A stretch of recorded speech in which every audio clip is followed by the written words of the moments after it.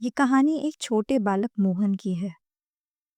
मोहन एक छोटे से गांव में रहता है अपनी माँ के साथ। उसकी माँ उसे अकेले पालती है। पिता का देहांत तभी हो गया था जब मोहन 1 वर्ष का था। मोहन की माँ के पास ज्यादा पैसे नहीं हैं।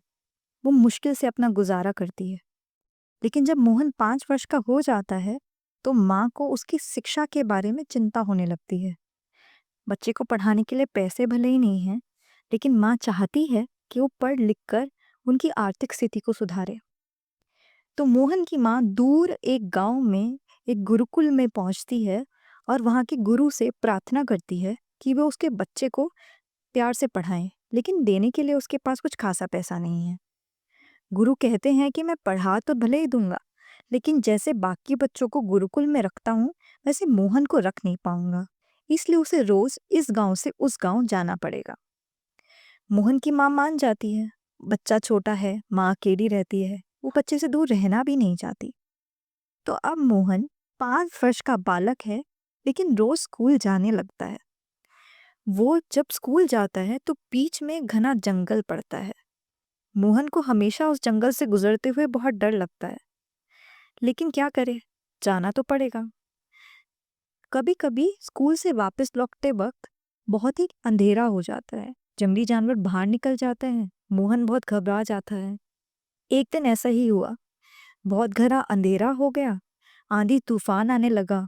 जब तक मोहन घर पहुंचा तो वो बहुत बुरा रो रहा था, बिलख रहा था और माँ से कहने लगा कि माँ, तुम मेरे लिए कोई साथ भेजा करो।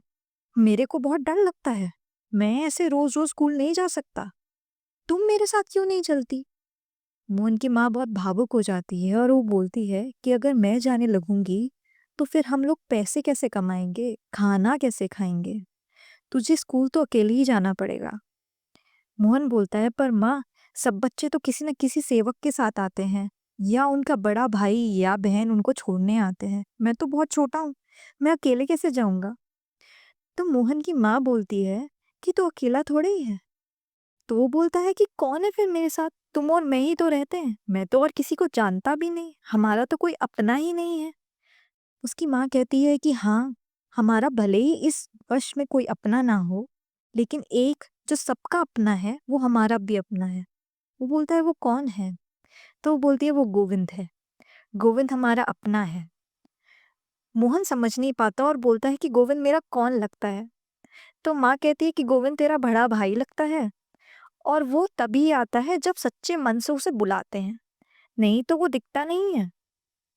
मोहन इस बात को मान लेता है और अगले दिन जैसे ही जंगल पहुंचता है और उसे डर लगने लगता है, जोर से चिल्लाता है, गोविंद मेरे भाई, जल्दी आजा, मुझे बहुत डर लग रहा है।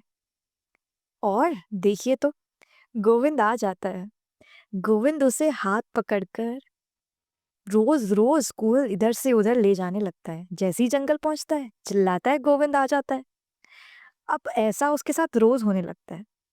वो रोज खेलते कूदते हंसते गाते अपने बड़े भाई के साथ रोज घर आता है।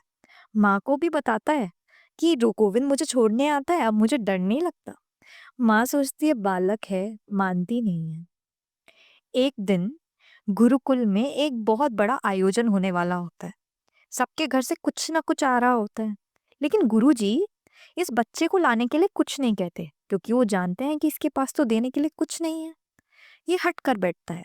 कहता है, सब कुछ ना कुछ घर से ला रहे हैं, तो आप मुझे भी बताएं मैं क्या लाऊं?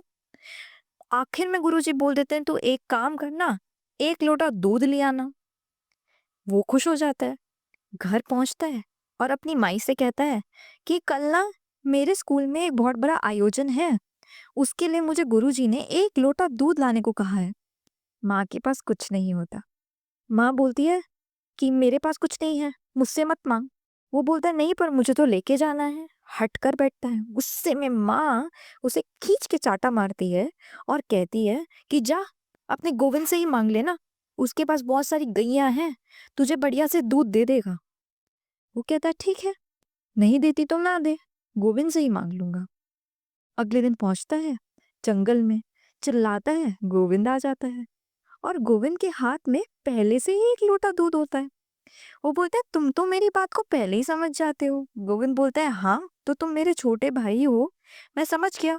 ऐसे थोड़ी खाली हाथ चले जाओगे, लेके जाओ। वो वहाँ लेके तो जाता है, लेकिन गुरुजी से बार-बार बोलता रहता है, मेरा 1 लोटा दूध भी रख लो, मेरा 1 लोटा दूध भी रख लो। गुरुजी बहुत व्यस्त होते हैं, पर वो पीछे पड़ा रहता है तो गुरुजी बहुत गुस्से में आके बोलते हैं, 1 लोटा दूध ही तो है, लिया आया तो कौन सी बड़ी बात हो गई, जा रख दे इसे कहीं और, पलट दे इसे किसी भगोने में। मोहन को बहुत ही गुस्सा आता है और मोहन बहुत विचलित हो जाता है, रोआ सा हो जाता है, रोने लगता है, लेकिन गुरुजी की आज्ञा कैसे टालता। जाता है, एक पतीले में दूध को पलट देता है, पर दूध का दोबारा से वो जो लोटा था भर जाता है। ऐसा वो कई बार करता है, लेकिन दूध का लोटा भरता ही चला जाता है, भरता ही चला जाता है। पतीले खत्म हो जाते हैं, पर दूध का लोटा खत्म नहीं होता। सब लोग बहुत ही अचंभित हो जाते हैं। एक शिष्य दौड़ा-दौड़ा जाता है, गुरुजी को बुलाता है। गुरुजी भी अचंभित हो जाते हैं। वो बोलते हैं, "ये तुम्हें दूध किसने दिया?" वो बोलता है, "मेरा एक भाई है, जिसका नाम गोविंद है। उसने मुझे दूध दिया।" गुरुजी बोलते हैं, "गोविंद? कहाँ रहता है ये गोविंद? मुझे तो लगा तुम्हारा कोई भाई नहीं है।" वो बोलता है, "नहीं, नहीं, मेरा भाई है। मुझे जब भी जंगल में डर लगता है, मैं गोविंद को बुला लेता हूँ। गोविंद भागा-भागा आ जाता है। इस बार भी दूध का लोटा उसने मुझे दिया और कहा कि जा, ये वहाँ पे अपने गुरुजी को दे देना।" गुरुजी बोलते हैं, "कैसा दिखता है गोविंद?" तो वो बताता है कि गोविंद सांवला है, उसके पास बहुत सारी गैयां हैं और बड़ी-बड़ी आंखें हैं। खूबसूरत बांसुरी बजाता है, मोरपंख लिए बैठता है, आवाज इतनी मधुर है कि क्या कहें। गुरुजी एकदम भावुक हो जाते हैं, कहते हैं कि क्या तुम मुझे अपने भाई से मिलाएगा? बच्चा बोलता है, हाँ हाँ गुरुजी, मैं क्यों आपको अपने भाई से नहीं मिलाऊंगा।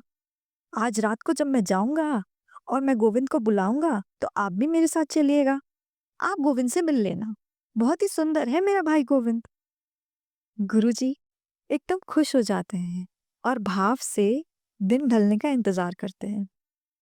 जब मोहन निकलने वाला होते हैं तो गुरुजी उसके साथ हो लेते हैं। जब वो जंगल में पहुंचता है तो वो गोविंद गोविंद चिल्लाता है। गोविंद की आवाज आती है, गोविंद नहीं आता। गोविंद कहता है, आज तुम अकेले नहीं हो मोहन, तुम मुझे क्यों बुला रहे हो? आज तो तुम अपने गुरु के साथ आए हो, आज क्यों तुम्हें डर लगता? तो बोलते हैं, नहीं नहीं, मुझे डर नहीं लग रहा। गुरु जी ने बोला है कि वो आपसे मिलना चाहते हैं, वो देखना चाहते हैं कि मेरा भाई दिखता कैसे है, तो इसलिए मैं आपको बुला रहा हूँ। आप मेरे गुरु से मिल लेना। तो बोलते हैं कि मैं मिल तो लूं, पर तुम्हारे गुरु मुझे देख नहीं पाएंगे, उनका मन इतना साफ नहीं जितना तुम्हारा है। वो बोलता है, भाई ऐसा ना करें, जल्दी जल्दी आ जाएं, मैंने अपने गुरु से वादा जो किया है। तो गोविंद आ जाते हैं, लेकिन गुरु को सिर्फ एक छाया सा दिखता है, एक रोशनी, ऐसी दिव्य रोशनी जो गुरु ने कभी सोची भी नहीं। गुरु बार बार गोविंद की तरफ देखने की कोशिश करते हैं, लेकिन गोविंद नहीं दिखते। उनकी आवाज सुनाई देती है, वो सुंदर रोशनी सुनाई देती है, दिखाई देती है, एक भीनी भीनी खूबसूरत खुशबू आ रही होती है, और गोविंद गोविंद दिखाई दे रहे होते हैं प्यारे मोहन को। मोहन बोलता है कि गुरुजी ये रहे मेरे भाई, मिल तो लीजिए, देखिए कितना सुंदर है। गुरुजी बोलते हैं, प्रभु मुझे भी दर्शन दे दीजिए। मैं जानता हूँ मेरा इस बालक की तरह हृदय एकदम साफ नहीं है, लेकिन मुझे थोड़े तो दर्शन दे दीजिए। तो वो कहते हैं, पहले आप अपना हृदय तो साफ करें, फिर मुझे बुलाएं और फिर मैं आपको दर्शन दूंगा। गुरु खुश हो जाते हैं, इतने में ही खुश हो जाते हैं, और गुरु वापस चले जाते हैं। गुरु दोबारा से उस बात पर टिक जाते हैं कि गोविंद बुलाने पे आते हैं। गुरु तपस्या में लग जाते हैं, रोज गोविंद गोविंद गोविंद गोविंद बोलते रहते हैं, और एक दिन गोविंद तो मिलने ही थे।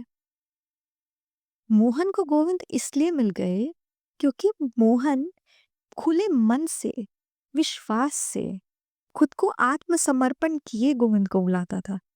हमें गोविंद इसलिए नहीं मिलते क्योंकि हम सोचते हैं कि हम खुद ना खुद अपना काम कुछ ना कुछ कर ही लेंगे। गोविंद है या नहीं, हम उस पर इतना पूर्ण विश्वास नहीं रखते। मोहन का विश्वास एकदम पूर्ण था। मोहन को यकीन था कि गोविंद आएंगे, क्योंकि माँ ने कहा है, छोटा बालक है, डर लग रहा है तो किसको बुलाऊं? अपने भाई को बुलाऊंगा। आप भी जब भगवान को ऐसे बुलाएंगे जैसे हम अपने माँ बाप को, अपने भाई बहन को बुलाते हैं, तो भगवान आ जाएंगे। भगवान को बुलाने के लिए मन साफ चाहिए, हृदय पवित्र चाहिए और सबसे ज़्यादा समर्पण चाहिए। वो समर्पण के बिना भगवान कैसे आएंगे? जब तक आप भगवान को समर्पित नहीं करेंगे और कहेंगे कि मेरा तो तेरे अलावा और कोई नहीं, मैं पार कैसे करूं ऐसा जंगल, ये भवसागर जो तूने बनाया है, मुझे तो कुछ समझ ही नहीं आ रहा, तो भगवान आएंगे कैसे? इतने बड़े गुरु को भगवान नहीं दिखे, लेकिन छोटे से बालक को दिख गए। आप भी उस छोटे बालक बनने की कोशिश करिए, एक बार करके तो देखिए। मुझे यकीन है कि आपको और मुझे दोनों